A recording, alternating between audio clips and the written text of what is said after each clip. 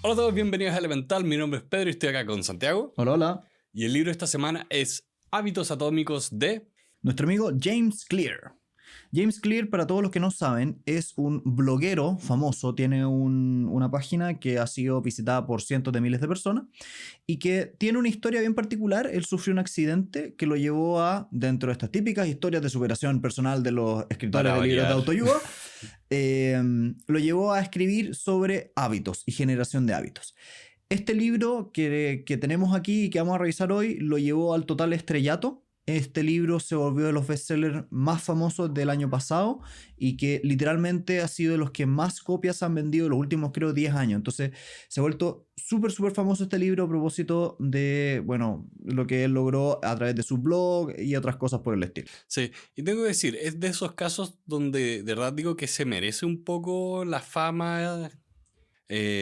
Como que realmente, este libro lo hemos leído antes y todo, realmente siento que él toca la temática de los hábitos de una forma única y muy buena. Como que de verdad, si tú lo lees, entiendes a profundidad el tema de los hábitos, cómo tú puedes construirlos, sacar malos hábitos. Está muy bien hecho este trabajo. Sí, y también se compara harto con otro libro que también está citado acá adentro, que Exacto. es el poder de los hábitos de Duhigg, que es, yo diría que los primeros libros bestsellers que hablaban de los hábitos, pero este lleva a otro nivel, porque no solo está bien escrito, los diagramas son bonitos, como la forma de las anécdotas son rápidas y los tips son buenos, entonces te genera un poco, que es mucho más ameno que el otro que era, no era tan más técnico, pero este es mucho más ameno. O sea, yo diría que el otro es más técnico, es más psicológico, Un es poquito un más, poco más sí. investigativo. Este más recopila información e investigaciones que ya se han publicado sobre hábitos y un poco lo codifica en este libro. Y lo estructura de una forma muy buena, donde tienes finalmente como una introducción, como de unos 3 capítulos que habla de, ok, qué son los hábitos, las fortalezas, las debilidades que vienen por los hábitos, y después tienes como 4 leyes para crear hábitos buenos y deshacer hábitos malos. Y ese es el libro. Y esa estructura simple está muy bien lograda, al punto que es fácil recordar finalmente lo que tú lees. Y a mí me encanta este libro porque al final del día los hábitos son el interés compuesto de los seres humanos. Si tú logras hábitos positivos, vas a lograr gran riqueza en determinada área de tu vida. Y al mismo tiempo puede ser el interés compuesto en el mal sentido, porque si adquieres un hábito negativo, se transforma en un vicio que es muy difícil de salir. Sí, es unas cosas que hemos hablado otras veces, que las personas subestimamos todo lo que podemos hacer en un periodo de tiempo muy largo y por el contrario, pensamos que podemos lograr mucho en muy poco tiempo. Y acá el tema de los hábitos es, como dices, este interés compuesto, que en mucho tiempo un pequeño cambio se va sumando. Es como Sí. una dieta. Si tú de frente mejoras la forma en la que comes, no tienes que estar preocupándote de ir al gimnasio 4 horas a la semana, porque solo como estás comiendo vas a estar bien con tu peso. Sí. Es una pequeña acción que va sumando. Una de las cosas que más repito de este libro y en las cuales más me llama la atención es que los hábitos al final del día son una forma de transformar tu identidad. Y me encanta el ejemplo. Es muy distinto cuando una persona que está intentando dejar de fumar te dice, ¿quieres un cigarrillo? Y responde, no muchas gracias, estoy intentando dejar, versus la persona que te dice, no muchas gracias, no soy un fumador. Y la diferencia es un matiz de lenguaje muy pequeño, pero que tiene un efecto muy potente. Una persona está intentando hacer un cambio desde el cambio de identidad, quién eres, versus otro que está intentando hacer un cambio de resultado. Y eso lo encuentro fascinante porque a mí personalmente me ha pasado muchas veces con el tema de la dieta y el intentar bajar de peso. Habitualmente me pasa esta cuestión como de, yo quiero bajar 10 kilos de peso. Pero después me doy cuenta que cuando llego a la meta y bajé los 10 kilos, me cuesta mantenerlo. ¿Por qué? Porque logré hacer un cambio, pero desde un resultado. Y no hice un cambio en mi identidad. Sí. En cambio, cuando digo voy a ser saludable y voy a dejar, en vez de preocuparme de cuántos kilos subí o bajé, sino que voy a decir, soy una persona saludable y cambié mis hábitos. Que no come torta todos los días. Que no como torta todos los días. Me es mucho más fácil mantener el cambio a largo plazo. Sí, una de las cosas que veíamos mucho cuando hablábamos de mentalidad de crecimiento, mentalidad fija. La mentalidad fija siempre tiene que ver con esta idea del yo soy y me identifico de una manera, a diferencia de la mentalidad de crecimiento que tiende a hablar de yo estoy. Yo estoy gordo, yo estoy flaco, o yo soy gordo, yo soy flaco. Hay una diferencia gigante. Es una sutileza verbal, pero en cuanto a cómo tú te miras y te entiendes, hay una gran diferencia y acá lo toca muy bien, porque la idea es crear estos hábitos que modifiquen un poco tu identidad, que tú finalmente creas un sistema de pequeñas acciones que empieza a construir la versión de ti que quieres que exista en el mundo. Sí. Pensando que realmente acá, y una idea centrales del libro, pequeños cambios en tu vida van a tener un impacto muy grande a lo largo del tiempo. Entonces, preocúpate de estas pequeñas acciones que se van a ir sumando, que van a ir cambiando tu identidad, que van a cambiar la forma en que te comportas, porque también toda la gente piensa como, habla de las rutinas de forma negativa. Es como, no, es que mi rutina, aquí me despierto, tomo desayuno, voy al trabajo. A nadie le gusta su rutina. Pero en realidad la rutina, finalmente, todos tenemos una rutina. La idea es diseñar una que nos gusta. Y la diseñamos a través de hábitos positivos, como lo que hacíamos nosotros cuando veíamos el tema de la mañana. Oye, me despierto antes porque quiero leer en la mañana, quiero hacer deporte en la mañana, quiero hacer cosas que a mí me gustan. No quiero vivir como persiguiendo mis obligaciones. Creo que tocaste un tema muy interesante, que es que la rutina en sí misma no es mala. Es una rutina que no has diseñado la que es mala. Cuando a ti te imponen lo que tienes que hacer. Como tú muy bien dices, si es que tú diseñas que una rutina donde todas las mañanas tú comes algo que te gusta, haces un deporte que te hace feliz y haces una actividad social con alguien quien tú quieres, es una rutina que te gusta, que eres feliz y que ojalá repetirla para siempre. Pero el problema está que nosotros no somos tan conscientes de que si no lo hacemos por nosotros mismos, alguien más nos lo diseña. Sí. Entonces habitualmente viene el jefe que te pide que llegues a determinada hora y hagas tal cosa. Y al final del día esa es una rutina que no creaste tú y por lo mismo no tienes ganas de seguir. Sí. Entonces creo que es muy bueno tu punto, Pedro, porque la rutina en sí misma, todo el mundo dice que es negativa, pero en realidad no es negativa la rutina. Es una rutina que tú no creaste y que no estás haciendo de manera intencional. Sí, la rutina es una consecuencia de tus acciones de todos los días. Sí. Eso puede ser o bueno o malo, te puede hacer triste o te puede hacer feliz. Depende de ti. Y depende especialmente si tú realmente dejas que la vida te ocurra o tú te preocupas de construirla. Y volviendo acá a lo que decía el libro de la mejor forma de construir finalmente esta vida que quieres, esta rutina que quieres, estos hábitos, es desde la entidad de ponlo en papel, anótalo, ponte esta idea de, a ver, ¿quién quieres ser? No, yo soy una persona que lee. Eso para mí ya es parte de mi identidad después de 5 años con este podcast. Antes no pasaba. Pero hoy en día es parte de lo que pienso de mí. Entonces por eso es más fácil cumplirlo. Y es que me encanta harto ese punto porque al final del día la identidad surge de los hábitos para un buen o un mal sentido. Como tú dijiste, que tú digas y te identifiques como un lector, eso es positivo, es algo de lo cual te enorgulleces.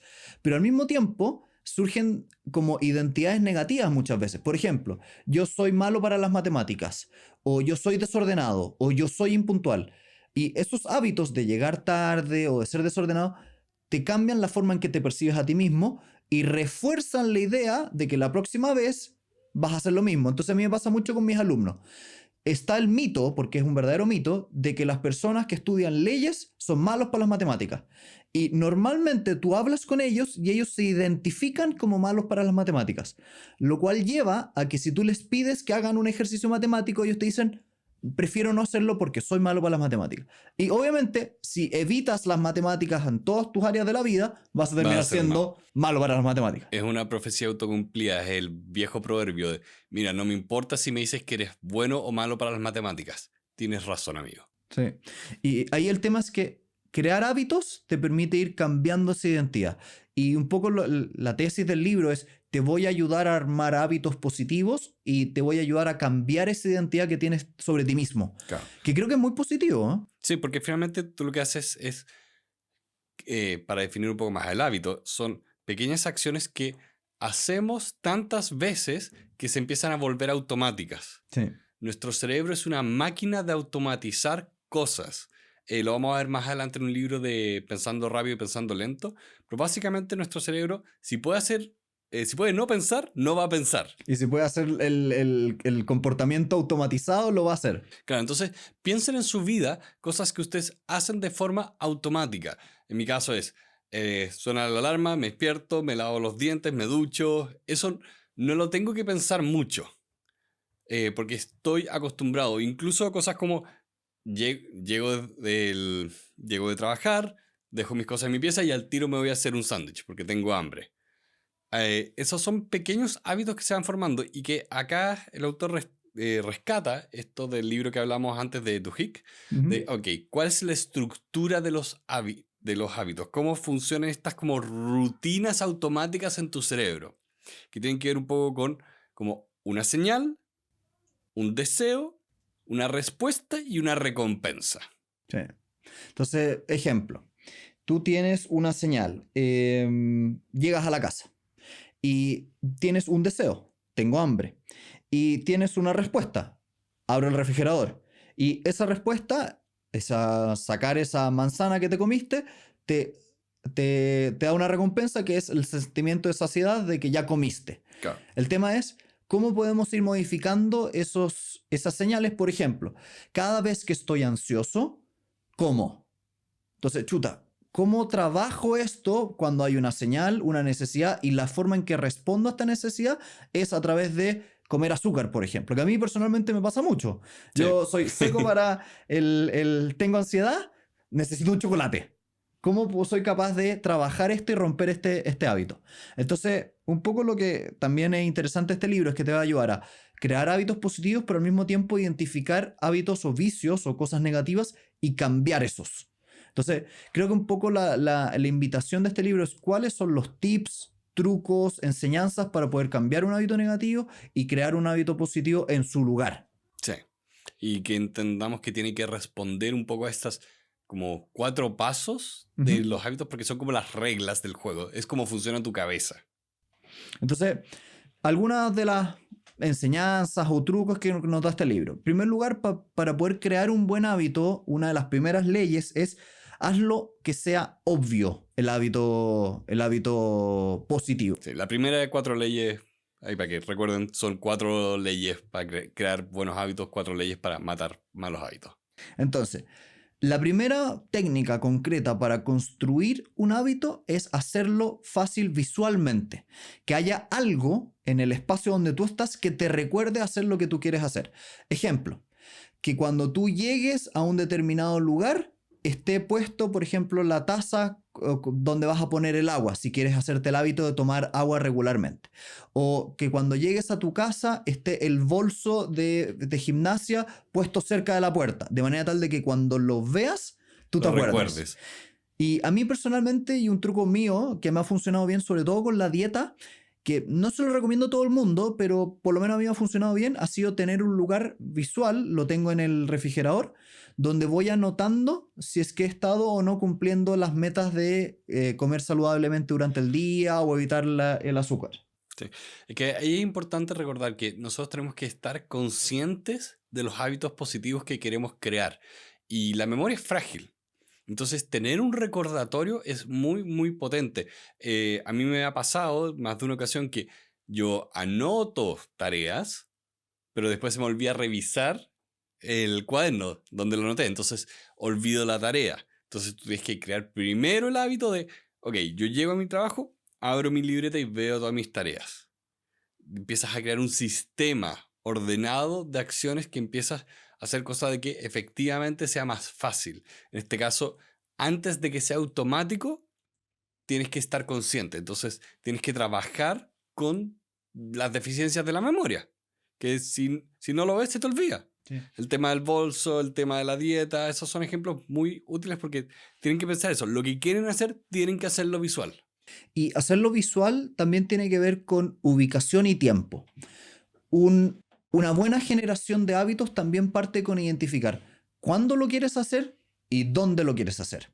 Entonces, para crear, por ejemplo, el hábito de hacer deporte, uno de los tips o una de las técnicas sería decir, yo voy a hacer deporte en tal lugar a tal hora. De manera tal de que tú tengas súper identificado cuáles son las cosas que gatillan el comportamiento. Entonces, si llega la hora, tú sabes que en ese minuto del día vas a hacer deporte. O si llegas a un lugar, tú sabes que en ese lugar vas a hacer deporte. Sí, porque si uno piensa un poco cuál es el problema de por qué fallan todas las metas como del año nuevo, de, oh, voy a ir al gimnasio, voy a bajar de peso.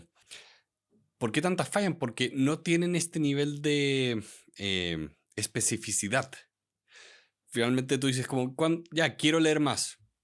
Ok, pero ¿cuál es tu plan?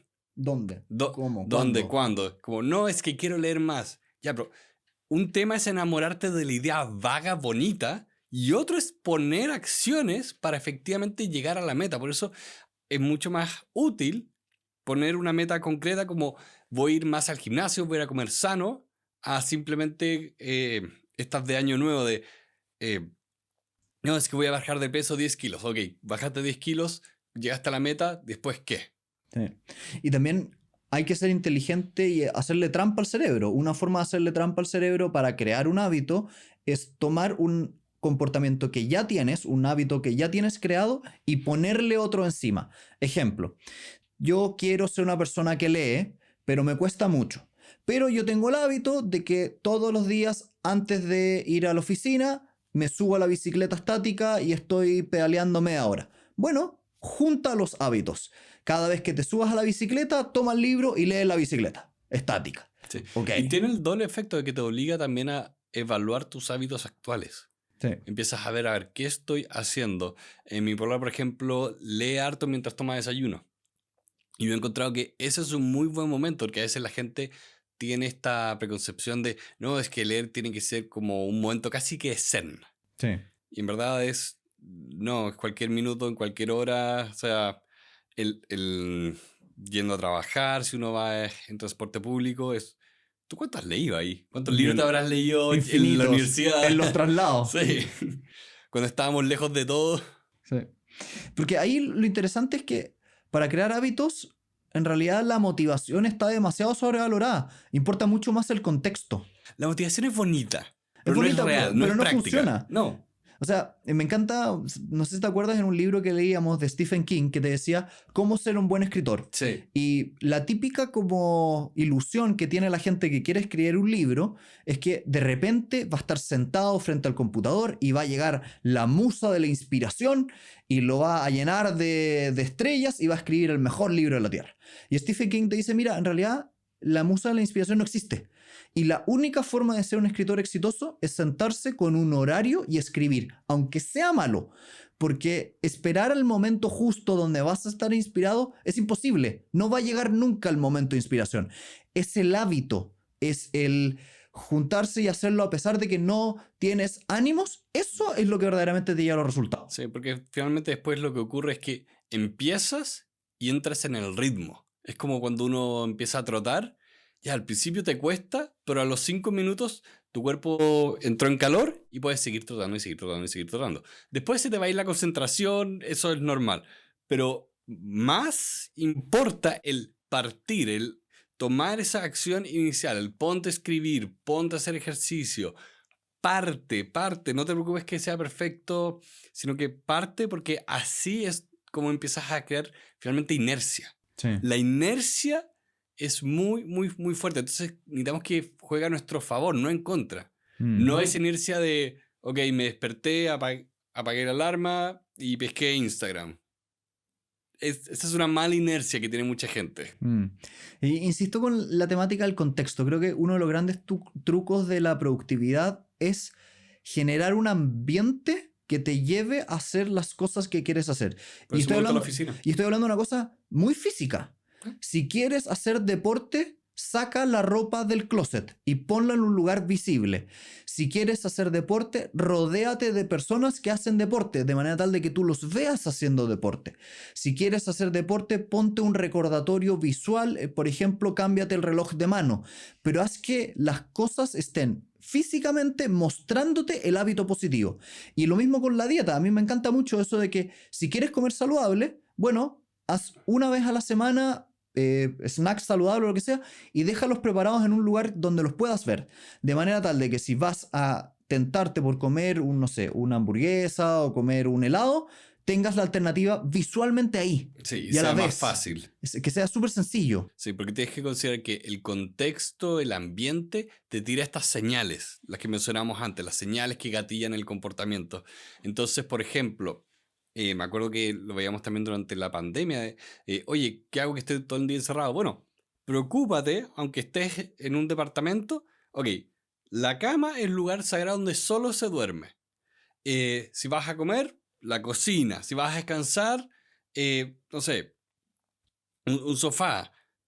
Crea espacios sagrados para cada cosa y no empieces a mezclar, no empieces como a contaminar las distintas áreas, no empieces como a, lo clásico, echarte con el celular en la cama, porque así es donde después te empieza a costar dormir. ¿Quieres descansar? No descansas. Empiezas a generar una serie de problemas porque estás contaminando el contexto. Y por eso, de hecho, a mí me gusta mucho ir a trabajar a la oficina, porque la oficina para mí es el contexto de vamos a trabajar. Es mucho más fácil. No tengo que pelear con mi deseo de descansar que está asociado con mi casa. Creo que me encanta mucho ese tip que acabáis de dar de si tú quieres generar el hábito de poderte dormir a la hora y evitar el insomnio, uno de los grandes trucos es que literalmente engañes a tu cerebro para que piense que cada vez que estás en la pieza, particularmente en la cama, la única actividad como que haces es dormir. Entonces, evita, por ejemplo, la televisión en la cama. Evita, por ejemplo, el celular en la cama.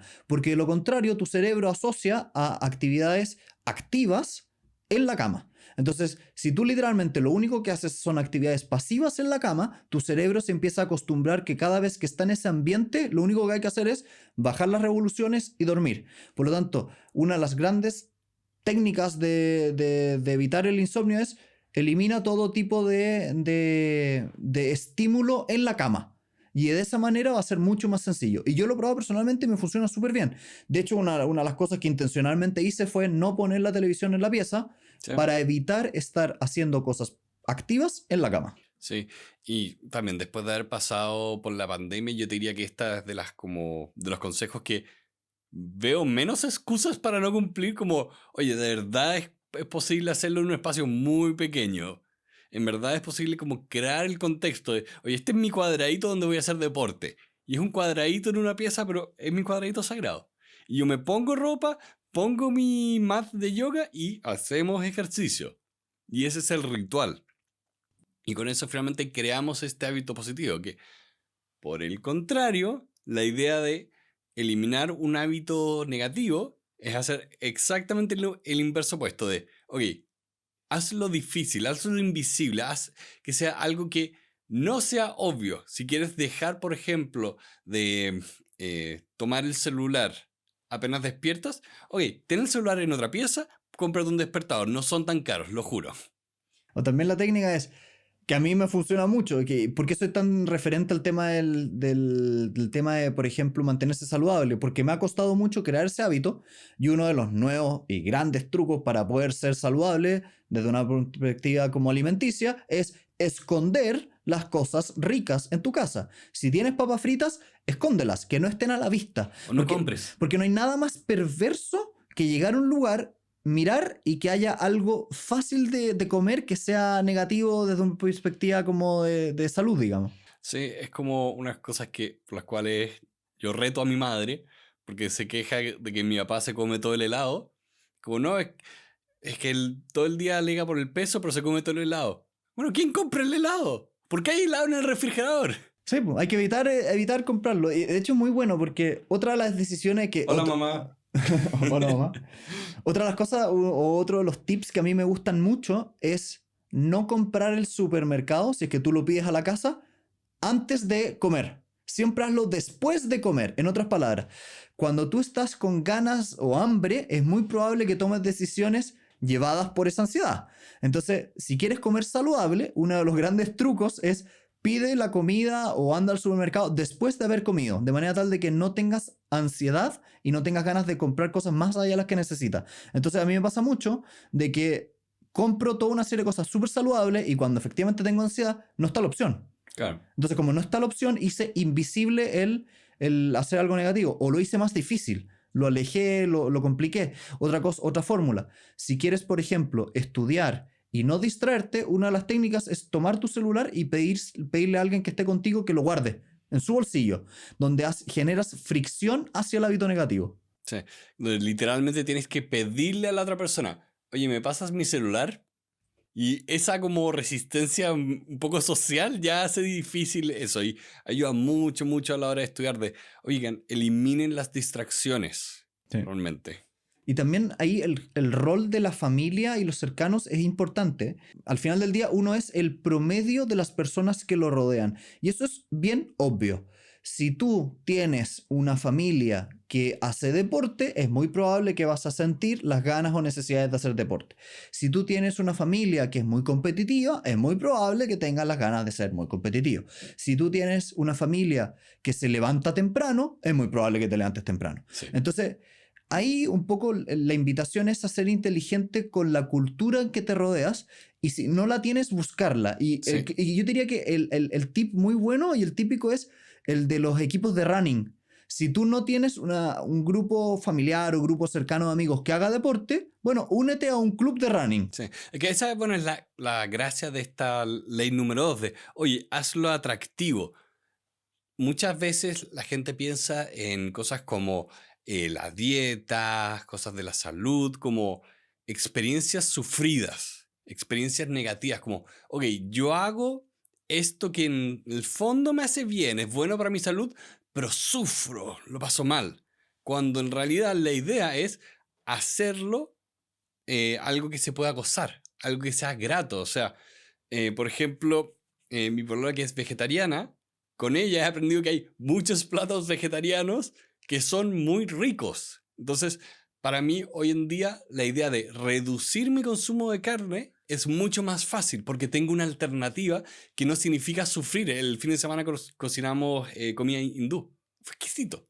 Yo te diría que ahí el tema del deporte es muy bueno, porque está la clásica idea de hacer deporte es desagradable, lo odio, sufro, cada vez que transpiro, agonizo. Bueno, si no te gusta, asócialo a algo que te gusta. Escucha un podcast como el nuestro que les guste. Ve Netflix o ve las noticias, ve algo que te entretenga mientras haces deporte. Asocia un comportamiento, un hábito que te gusta a un hábito que quieres construir. Hazlo placentero. Sí, no tienes que ir de 0 a 100 inmediatamente.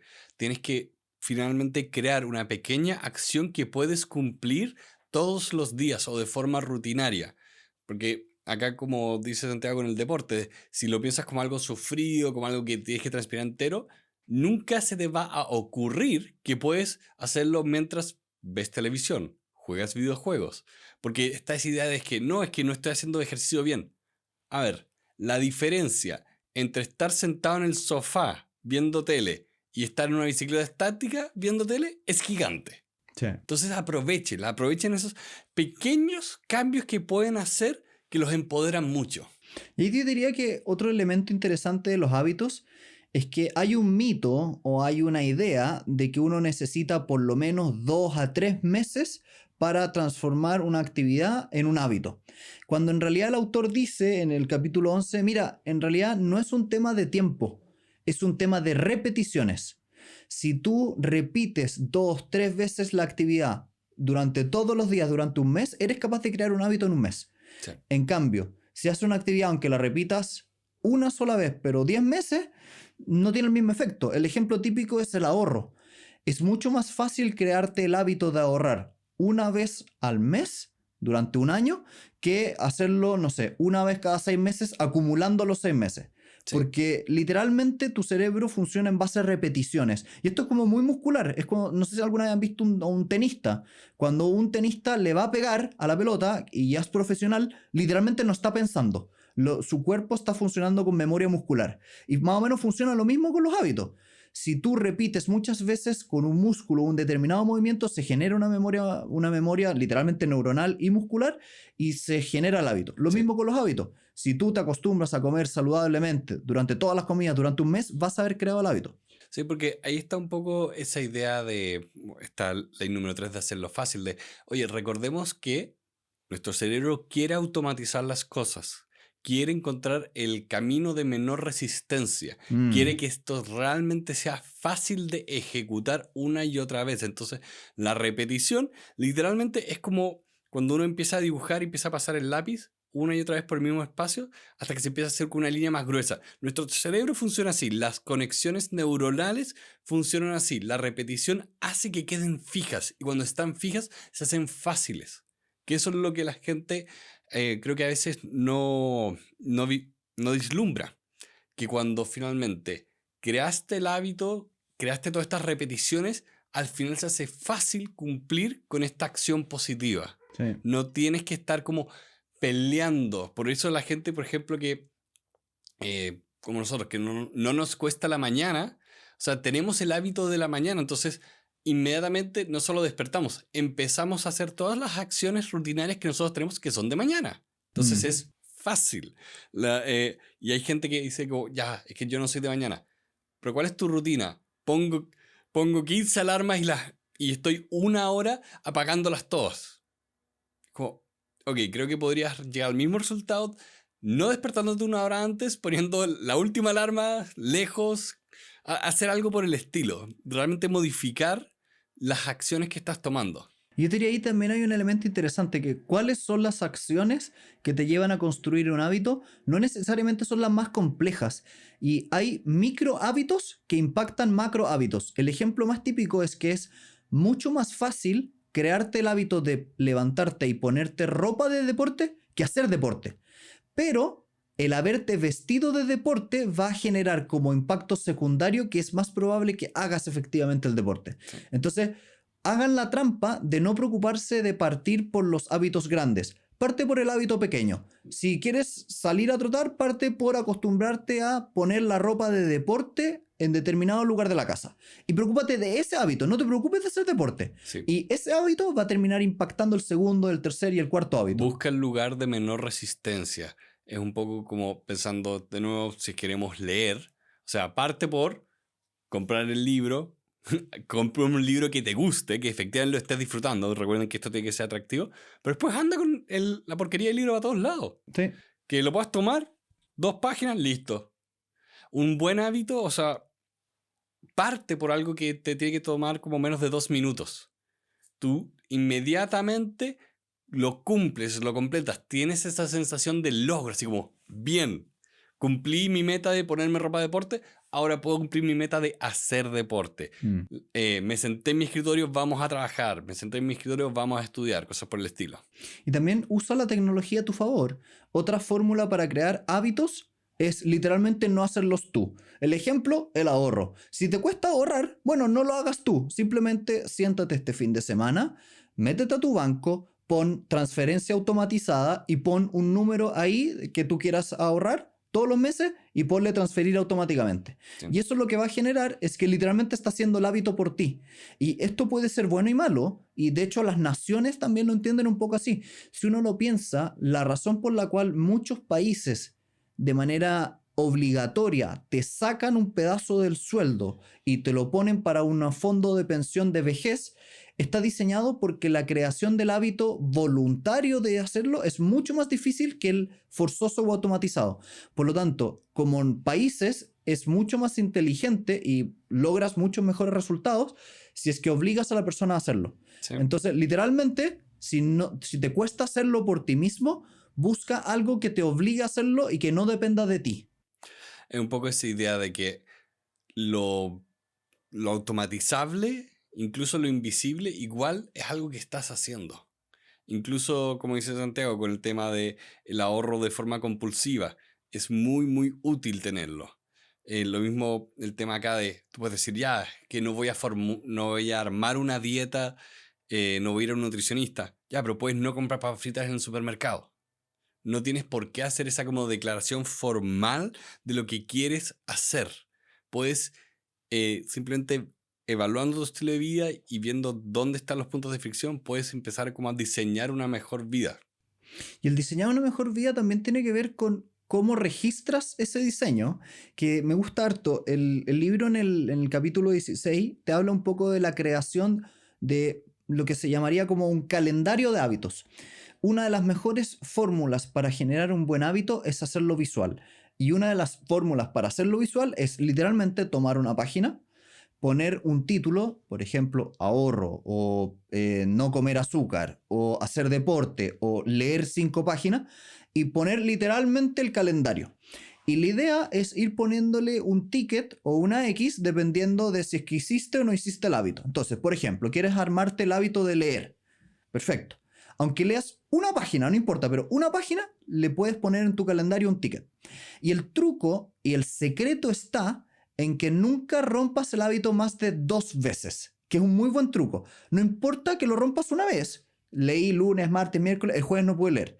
Pero lo que tienes que evitar a toda costa es que hayan 2 días seguidos donde lo rompas. Sí, y creo que eso también va mucho de la mano con esta idea de que, oye, los hábitos tienen que ser satisfactorios, tienen que ser fáciles, tienen que ser atractivos, tienen que tener todas estas cosas positivas asociadas a ellos. O sea, esta ley número 4 de que, oye, tiene que ser satisfactorio. Tienes que disfrutar hacerlo. Tiene que haber una asociación positiva de, oh, qué agrado esta sensación de, por ejemplo, la de después de hacer deporte, pero incluso sin algo asociado a la dopamina, sino la sensación de logro, de, bien, lo hice. Genial.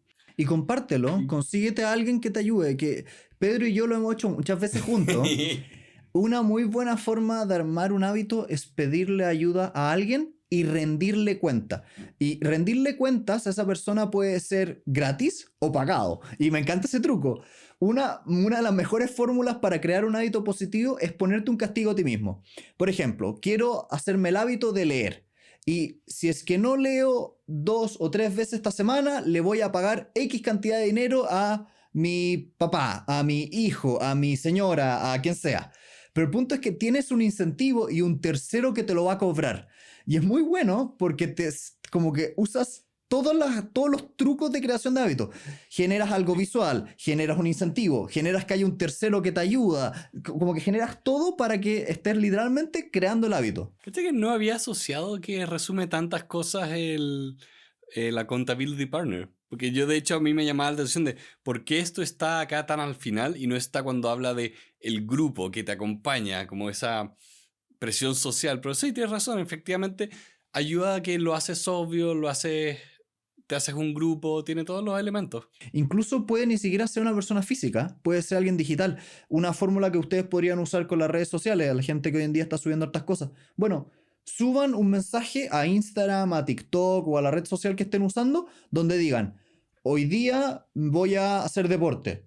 Y literalmente eso te va a generar una presión social para hacerlo. Sí. Entonces, La presión social hace maravillas, aprovechenla. o, por ejemplo, poner en las redes sociales, mira, yo soy una persona que ayuda al prójimo y subes una foto haciendo ayuda social en algún lugar. Bueno, eso te va a generar una presión como subyacente a ti misma, te va a forzar a ti mismo a seguirlo haciendo, porque literalmente tienes que cumplir esa identidad que estás proyectando hacia el mundo. Y aquí un poco viene la misma idea que veníamos trabajando hace un rato, de que los hábitos que son más persistentes en el tiempo son los que parten desde la identidad.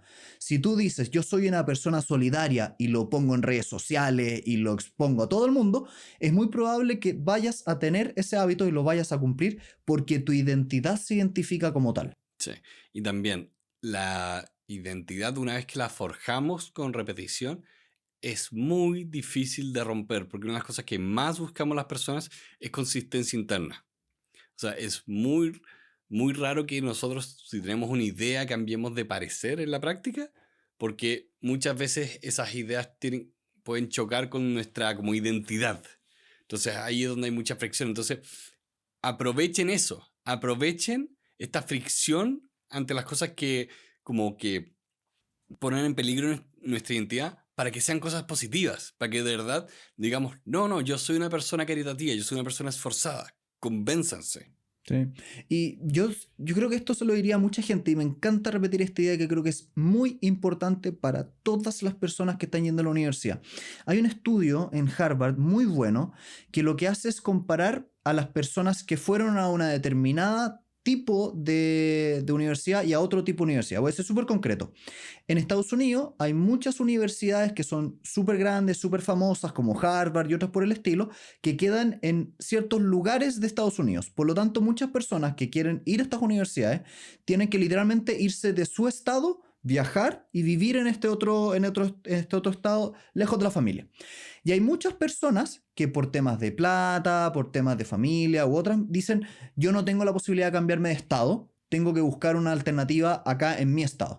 Entonces, hay un estudio que a mí me encanta y creo que es fundamental conocerlo, que lo que dice es lo siguiente: a las personas que teniendo la posibilidad de asistir a Harvard, teniendo la posibilidad de ir a una universidad de las top, que se llaman las Ivy League de los gringos, no lo hacen por razones de trabajo, por razones de dinero, por razones de familia, son o no menos exitosas. Y lo interesante es que los estudios han demostrado que las personas que teniendo la posibilidad de ir a estas universidades no lo hacen y aún así van a otra, tienen más o menos los mismos resultados como si hubiesen ido a esa universidad increíble.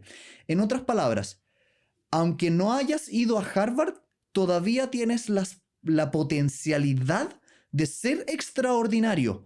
Y creo que esto es súper importante porque las personas que no tuvieron la posibilidad de ir a la mejor universidad de Chile, a la mejor universidad de su país, tienen este sentimiento medio de inferioridad. Sí, De yo no fui a esta universidad y por lo tanto no soy lo suficientemente sí, bueno. no se vendan mal, gente. No piensen que ustedes no se la pueden, o esta idea de que no, es que yo no fui a la mejor universidad. No importa. No importa. Es muy importante, por el contrario, creerse el cuento, porque finalmente es lo que a ti te motiva después para poner esas acciones y trabajar duro, estudiar harto. La gente a veces sobreestima el entorno y subestima sus propias acciones. Y nuestras acciones son fundamentales cuando queremos llegar al éxito. Sea lo que sea este éxito, puede tomar la forma que sea, pero ese éxito va a depender mucho de nuestro esfuerzo. Yo siempre lo que le digo a mis alumnos, no importa en la universidad en que estuviste, no importa si no tuviste la mejor prueba de selección universitaria, no importa si es que te han dicho toda tu vida de que no eres el mejor, no importa. Tú eres capaz y yo creo en ti.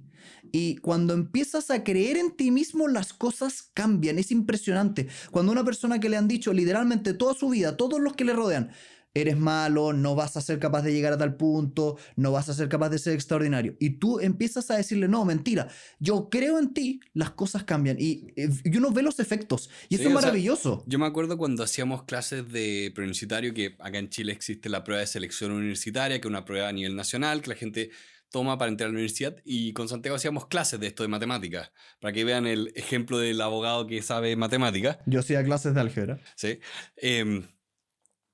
Ahí nos pasaba mucho que eran gente de escasos recursos, que les pasaba constantemente que venían de ambientes donde nunca les dijeron que ellos podían superar los desafíos que se pusieran al frente. Y eso encuentro que me da mucha pena pensar que si ese es el estándar para tantas personas de escasos recursos, de que nunca les dijeron que podían lograrlo y que si hacían el esfuerzo iban a llegar al resultado, a pesar de las dificultades, porque hay dificultades, pero tú tienes que partir por creer que eres capaz. Sí. Tienes que partir por ahí. El problema es una barrera adicional para todas las personas que todos los que te rodean te digan no eres capaz. Sí. ¿Cómo vas a lograr que un niño que literalmente tiene 12, 13 años, que lleva toda su vida escuchando a sus papás, a sus profesores, a sus amigos, que él no es capaz de llegar a la universidad, que él no es capaz de obtener un buen trabajo, que lo logre por sí mismo? Es mucho más difícil. Sí. Entonces tú tienes que decirle a ese niño, tú eres capaz. Sí, de hecho me acuerdo haberlo escuchado en un podcast de Malcolm Gladwell, que estaba viendo también el tema de las universidades en Estados Unidos, y había una ONG que se dedicaba a todo el apoyo psicológico de la gente que iba a la universidad, pero esta era la particularidad, eran los primeros en su familia. Porque ellos se dan cuenta Primera de generación primera de niños en la generación. universidad. Exacto. Entonces tenías el abuelo, el papá, y este hijo, pum, primera persona que iba a la universidad. Entonces tenías esta niña que quería estudiar Derecho, Pero ¿qué pasaba? Era algo totalmente nuevo en el ambiente familiar. Entonces el ambiente familiar no tenía el apoyo psicológico para decirle a ella, tú te la puedes, continúa. Era al revés. No, puedes votar esto y hay otras opciones en la vida. Porque no era algo conocido, no era lo esperado. Que es diferencia para muchas personas que, por ejemplo, nuestros padres que fueron a la universidad. Para mí nunca fue una duda que yo iba a ir a la universidad. Y estudié, me esforcé, la sufrí. Pero se puede, o sea... ¿Sabes qué te diría, Pedro? Yo creo que no está en el libro, pero lo diría igual. Hace mucha falta la creación del hábito de creer en uno mismo. Y otro adicional que tampoco está y que es fundamental es creer en los demás. Creer en las personas que te rodean, creer en tus hijos, creer en tus padres, decirle a tus amigos, yo creo que te puede ir bien, porque tú no lo sabes, pero cuando tú le dices algo así a alguien, le cambias la vida. Y yo lo he visto, a mí me acuerdo patente cuando una de nuestras alumnas, estábamos haciendo clases para gente de escasos recursos, particularmente matemáticas, y estábamos ayudándola para entrar a la universidad. Y yo me acuerdo patente haberle enseñado a una persona a hacer unos teoremas, bla, bla, bla. Y me dijo, ¿sabe qué, profe? Es primera vez en mi vida que alguien me dice que yo soy capaz, que yo sí puedo. Y yo creo que no hay momento de más felicidad que cuando un año después ella efectivamente había dado la prueba, yo me la encontré en la universidad y había entrado a mi misma carrera. Yo dije... Qué impresionante. Y se acercó a mí y yo me emocioné, se me llenaban los ojos de lágrimas, decía, qué rico verte aquí. Me dijo, ¿sabe qué, profe? Es que esto es gracias a usted. Porque usted es la primera persona en la vida que me dijo que yo sí me podía sacar un buen puntaje en matemáticas. Y fue impresionante, porque le fue bien. Pero fue porque ella creyó. Si no, no lo hubiera intentado. Sí, es que tiene eso que dices, que hay que partir por creer en uno, creer en los demás, y creo que eso es una de las cosas que agradezco, no solo de lo que hacemos acá con el podcast, sino también esas clases de universitario, las clases de finanzas personales, que tú realmente te tienes que convencer, no solo de lo que estás enseñando como materia, de que esta materia es útil, por lo tanto tienes que aprenderla. No. Tú eres capaz de aprender lo que yo te estoy enseñando. Y eres completamente capaz. Pero necesito que tú creas en eso. Y yo también no solo pienso en nuestra experiencia enseñando, sino también recuerdo como los profesores que más impacto tuvieron en mí fueron los que más me incentivaron como a lanzarme al agua, a tratar y decir, no, yo me la puedo, yo me puedo esforzar para lograr esto, aunque sea difícil. Primer semestre de la universidad, el profesor dice como, señores, si a ustedes les cuesta presentar en público, son los que más tienen que hacerlo. Y ese fue un profesor espectacular y seguí su consejo y acá estamos el día de hoy. Y me gusta eso porque, por ejemplo, y los invito a todos los que nos están escuchando hoy día, hay unas personas que nosotros consideramos buenísimas que tienen un podcast que se llama Conexión Creativa y es muy interesante porque muestra cómo la creatividad no está dada por una profesión, no está dada por un contexto, sino que se puede encontrar en todos lados. Vean nuestro episodio del elemento. También. Entonces, una de las invitaciones es, si tú quieres ser creativo, tú tienes que crear el hábito de intentar hacer cosas creativas. Y por eso los invito a revisar este podcast que se llama Conexión Creativa de unos muy buenos amigos nuestros que muestran cómo eso está aquí. Un pequeño conflicto de interés. Tenemos un conflicto de interés, los invitamos a verlo. Muy bueno. Están acá al frente. Los tenemos aquí cerca. En fin, en definitiva, el punto es, la creación de hábitos positivos es capaz de impactar tu vida de manera insospechada.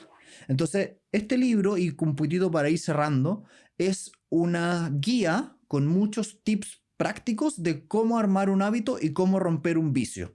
Entonces, la invitación mía personal es a todas las personas que les interesa la creación de hábitos, esta es la Biblia, hoy por lo menos el estándar dorado de por dónde pueden partir. Sí. Y es un agrado como está escrito. Es muy ágil, es rápido y está diseñado, yo diría, para cualquier edad. No diría que este es un libro que tiene una demografía hacia arriba, no. Se resume muchas cosas sobre productividad, psicología, hábitos, como decíamos, cita el libro de los hábitos atómicos. Resume tanto que realmente es un libro que uno puede ir, leer y decir, ok, aprendí la mayor cantidad posible sobre un tema con un solo libro. O sea, siempre es mejor leer varios libros, pero es como, ok, ¿cuál es el libro con el que más puedo aprender? Yo creo que es este. Sí. Entonces ahí también se lo recomendamos y esperamos que realmente le puedan sacar provecho porque es muy muy bueno, y con eso nos queda dar las gracias a todas las personas que nos están escuchando el día de hoy, todas las personas que nos escuchan a través de Spotify, iTunes, YouTube, si nos están viendo, hola. Ahora podemos saludar por fin. Tenemos cámara, por fin. Tenemos cámara. Gracias a todas las personas que nos están viendo los extractos que estamos sacando para redes sociales como TikTok, Instagram, ¿cuál más? Y todos los otros como... Todos los otros. Como los shorts de YouTube, etc. Sí. Entonces los invitamos a revisar nuestra página web, elementalpodcast.cl, donde ustedes van a poder encontrar todas nuestras redes sociales, donde pueden conversar con nosotros directamente. Queremos darle un agradecimiento particular a todas las personas que nos ayudan mes a mes a hacer esto posible, a la gente de la producción que nos está ayudando hoy, que los tenemos aquí al frente, JP y JP. JP, JP o JP2 Producciones. Así que los invitamos a... Las personas que nos ayudan con las redes sociales. Eso, los invitamos también a interactuar con nosotros. Tenemos un equipo, le queremos dar las gracias a la Isa y a la Sol que nos están ayudando. Así que con eso los dejamos el día de hoy. Los invitamos a ver el episodio de la próxima semana y que estén súper bien. Adiós.